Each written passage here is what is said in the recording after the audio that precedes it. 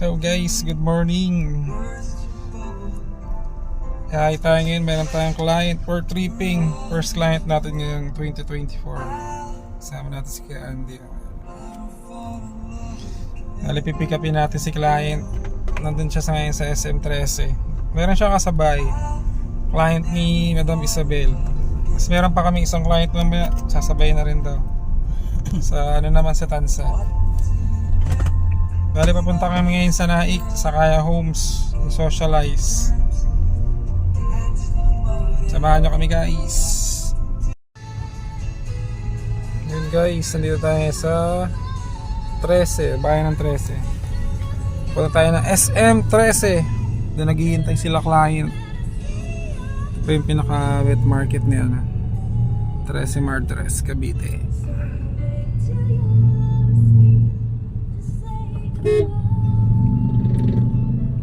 Ito po yung way namin pa Naik. So, wala kasing traffic dito.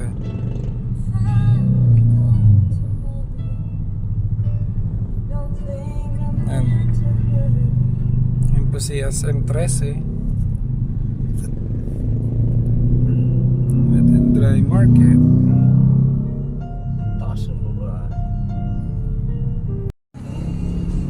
Sindan mo ako pang kainan namin. Guys, palatandaan na sa Naik ka na. Malapit na tayo kay Kaya Homes. Sana all. Wish Mag-video ka muna. 1075. Wish time is 11 o'clock. Any information, written report, or sworn notarized complaints or oppositions to the appointees. The Constitution empowers the 25-member CA to scrutinize the competence, fitness, and integrity of. Hello guys, yun, good morning. Nandito tayo ngayon sa location po ng project na pumunta natin, si Kaya Homes Socialize. Ayan, papakita natin. Hello guys, yan, good morning. Nandito tayo ngayon sa Barangay Palangge, Naik, Cavite. Po si Kaya Homes Socialize housing loan natin.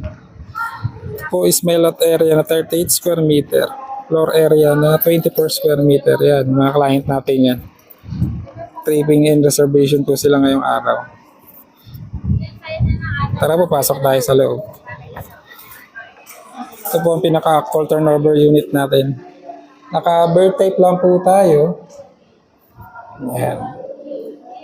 Prepared for 1 bedrooms lang po ito kasi row house. Advantage lang, yan. May kisame na po yung bahay natin upon turnover. Tapos si CR, naka-tiles na rin naman po. Ayan. Kasama na rin siya laboratory.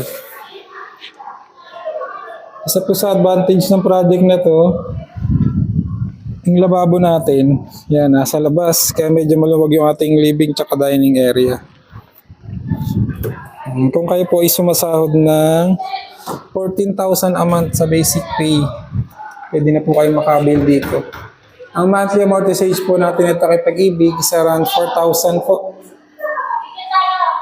Meron pa mga available na unit. Sa mga gusto po mag-inquire, PM na lang po kayo sa akin. Yun lang po, salamat. Guys, dito tayo ngayon sa sales office. Dahil po nagpapareserve ng Kaya Home Socialize. Sana meron matayong abotang unit.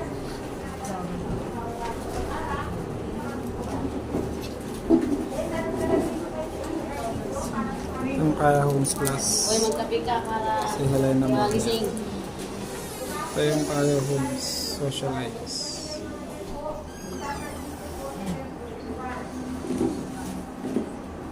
There guys, yun. Magpipill up na yung client natin. Magpipill up na ng reservation agreement. Para makapag-reserve. May bigyan sila ng block and lot ngayon. Ano client natin. So yun naman po yung isa. Dahil pa nagpapa-reserve.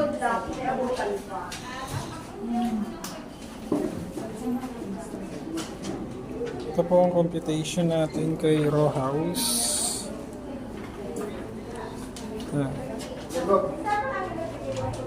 Ang ngayon po is inner unit na lang ang available. Wala na tayong MD unit. Ito naman po ang ating townhouse, si Helena model.